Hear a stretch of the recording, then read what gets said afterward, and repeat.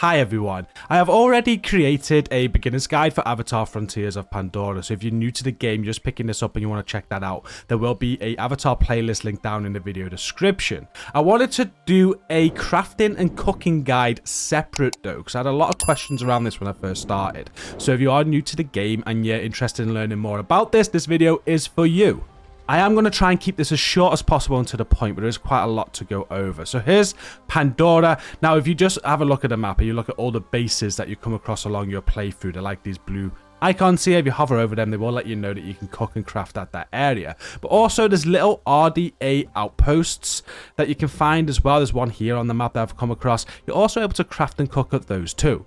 I'm going to start with crafting. Now, whenever you do go to one of these new bases, there's normally a lot of NPCs that you can speak to, and I highly recommend that you speak to the vendors. You'll know if it's a vendor because you'll come up to them and it will be marked with receive rather than talk. And if you go into their menu, they're going to be trying to sell you some items for favor. Now, if you notice at the top here on the tabs, they've also got designs. Make sure you're checking these designs out because these are free, they don't cost any favor, and they just add them to your crafting menu, and they can be a great way to improve your gear at the crafting station.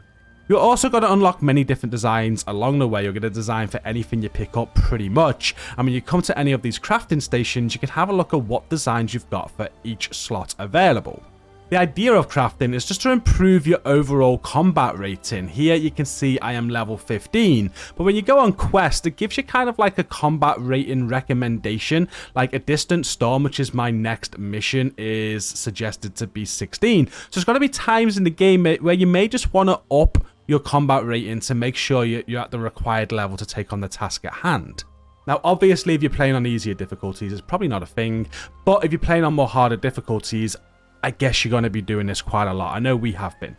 So at the crafting station, what I'll often do is just have a look at my gear, have a look at the rating there, and I'll look for anything that is low in rating compared to everything else. So here we can see my head guard is just 88, whereas everything else is over 100 pretty much, except for the arm guard as well. So I've got 2 items there, which I could improve for sure. Not only that, every single item I've got apart from the arm guard is exquisite, and my arm guard is superior. So I've got a rarity increase I can do there as well.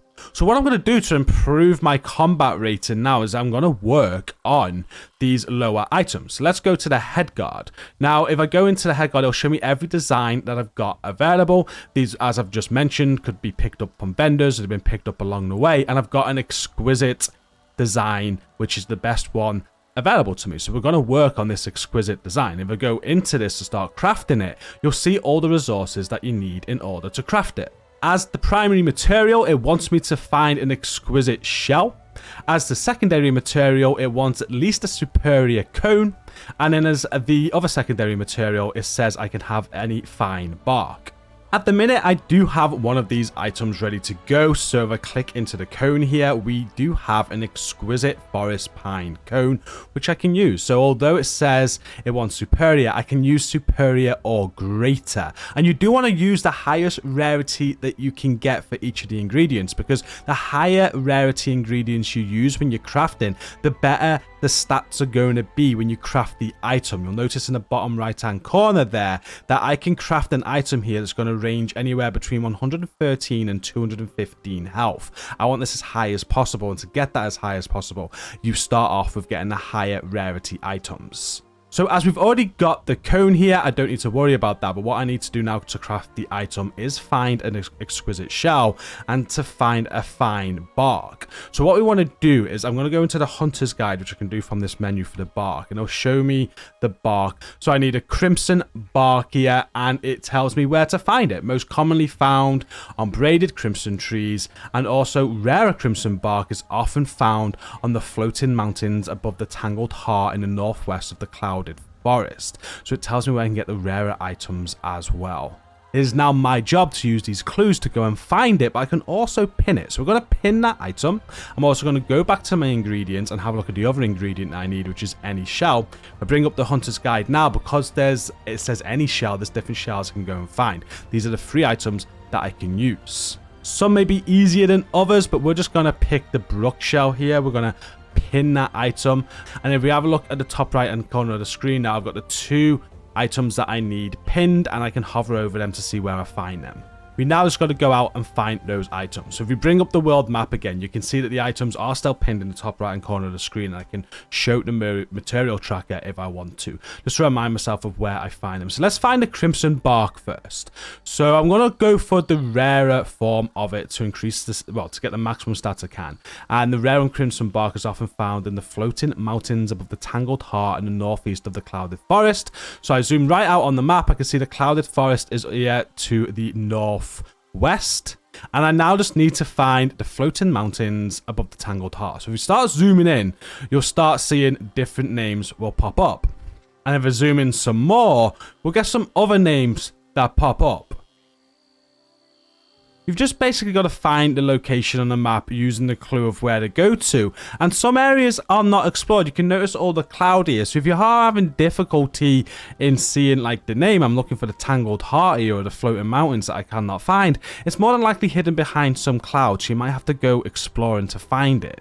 And for some clues, you may even need some extra information. Well, from the hunter's menu where the item is, you can open the entry and then hover over those clues to give you more information. This crimson bark here, if I was just looking for the more common form, it says that it's found on braided crimson trees, but if I hover over that clue, it tells me where these are. These trees are the defining feature of the scarlet thicket biome of the Clouded Forest.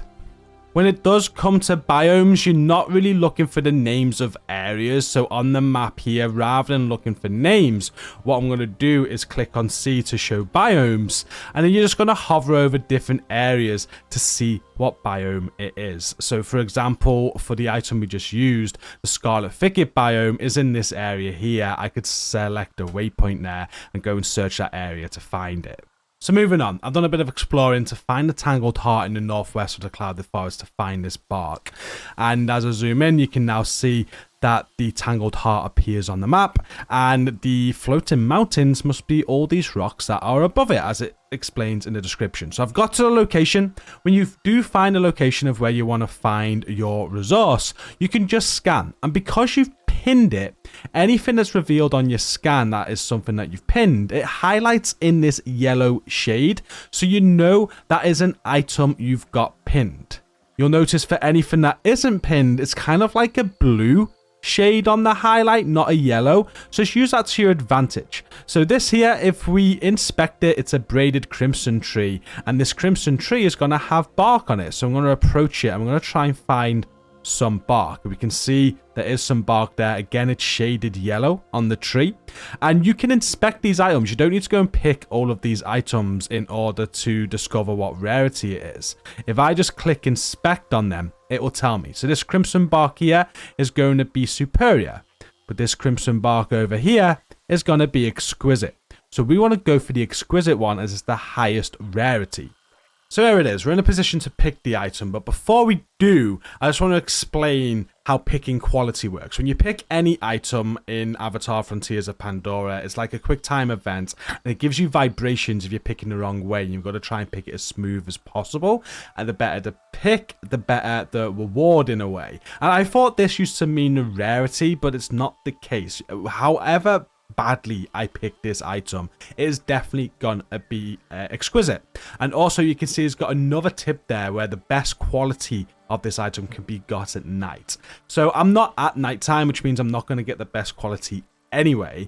And if I pick this dreadfully, all that means is that the score of this item that I get is going to be closer to the 60 rather than 66. It gives you that bracket there between 60 and 66. However, if I was to do this at nighttime and the pick quality was very good, perfect, pristine, I'm more likely to get towards the 66 rating of the item. So that's how picking works.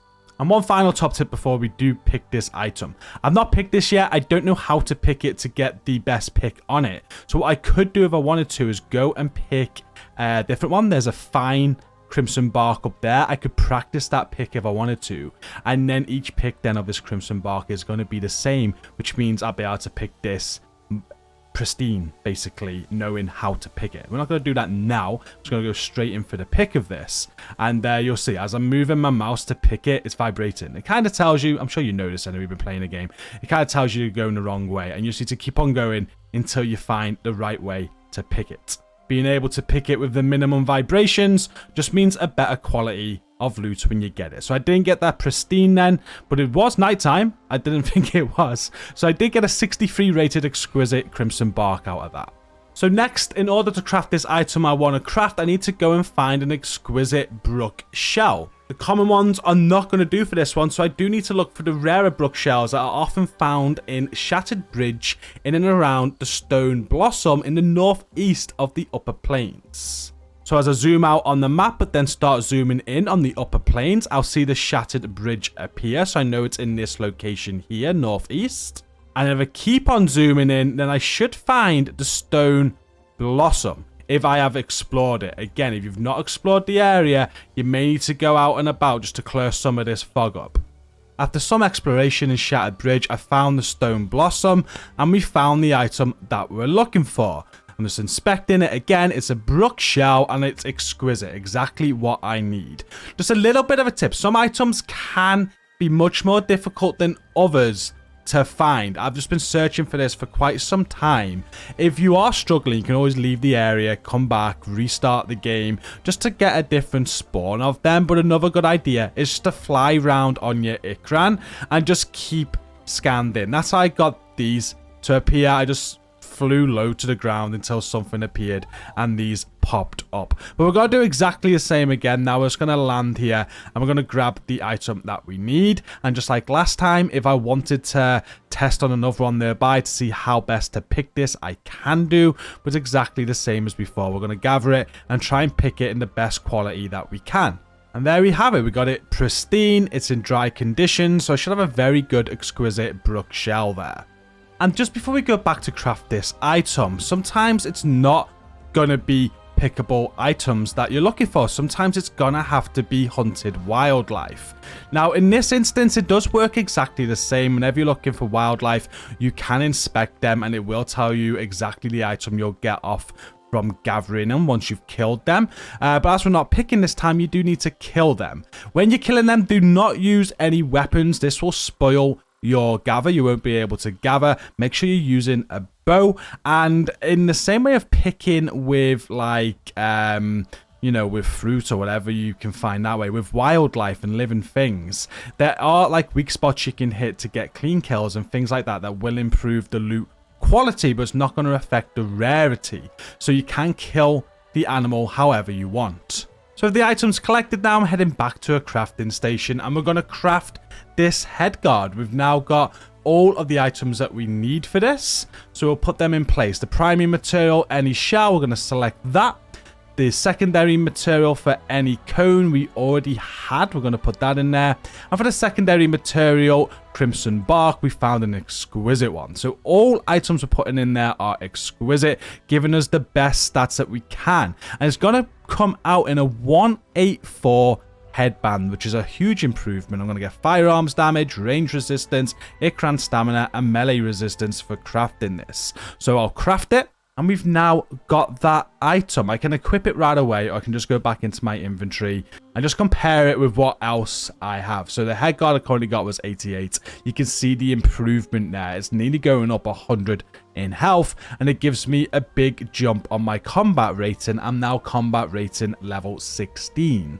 Crafting works the same for anything that you want to craft, whether it be mods, gear pieces, weapons, weapon mods. It's just about going out, hunting, and using the clues available to find a location and then scanning them and getting the best quality that you can to have the best stats that you can have. So with crafting sorted, now let's talk about cooking. This is a little bit more simpler and works on the same principles if you are going to go and farm certain recipes. But all you need to do is find a cooking station at any of the locations we've already discussed about. And any items that you pick up along your journey, you're going to see in this menu. So here's all the different cooking ingredients I've currently got on me. And it's very easy. You basically match 2 ingredients together to cook a meal, and you can see what you're going to cook as you do it. So let's have a look at this fatty meat. At the top, I'll select that as ingredient 1, and then for ingredient 2, we'll select this octofin fish. And once I've done that, you can see that what we're going to be cooking is a meat and fish roast. So we've done this before. I can cook that. And then once done, you'll see the meat and fish roast here. It gives me 100 energy and it gives you the perk that you get with that meal. So the perk for this is going to be bark skin free, where for 30 minutes, I take 40% less damage from wildlife and RDA. Rarities matter again with food. You can see we've got some superior ingredients, we've got some exquisite ingredients, and you've got fine ingredients as well. So I guess my advice here is to try and match some exquisite materials together. So let's do that. Let's take this shell fruit that we've got here that's exquisite, and then let's match that with an exquisite feather blade that we've picked up. Now, if you cook those together, I've not done this recipe before. It's now showing as question mark. So we have no idea what this is going to cook. So let's cook it. And I now have an exquisite crunchy salad. Again, this gives 100% energy and I get the perk hearty for 52 minutes where I gain 30% base health. That is basically cooking in a nutshell. With food, as you know by playing the game, you eat food to keep your stamina up and it allows you to regen health. And then you can also use these food ingredients to feed your Ikran. So you do want to keep some ingredients spare to feed your Ikran. You don't want to cook everything.